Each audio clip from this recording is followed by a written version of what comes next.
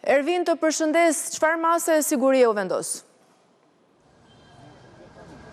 Gjykata e Tiranës vendosi të lënë në fuqi masën e arrestit në burg për Erlind Demushin, autorin i cili 2 ditë më parë vrau me thik mikun e tij Hajdar Ismail Geci në zonën e Babrus. Në fakt, pavarësisht se ka qenë prezent edhe vetë para tokave të zeza, ai ka preferuar që të heshtë të mos flas, por ka qenë pala mbrojtëse që është drejtuar gjykatës, duke thënë se ai nuk e ka vrarë mikun e tij me paramendim, pra nuk ka qenë një ngjarje e planifikuar, por një ngjarje në kushte të rënda psikologjike, të paktën sipas pretendimeve të avokatëve mbrojtës, duke theksuar se sherrri ka qenë momental pas ofendimeve që kanë bërë me njëri tjetrin dhe gjendjes së tyre të dehur. Pavarësisht këtyre pretendimeve, gjykata e Tiranës vijoi masën e sigurisë së arrestit në burg, ndërsa kujtojmë se më 2 tetor pra Erlind Demushi vrau me thik 40 vjeçarin Hajdar Ismail Geci dhe më pas u largua për në qytetin e Durrësit ku kap nga forcat operacionale dhe tashmë pritet që të vijojë edhe gjykimi për vrasjen e mikut të tij që në fakt ka ndarë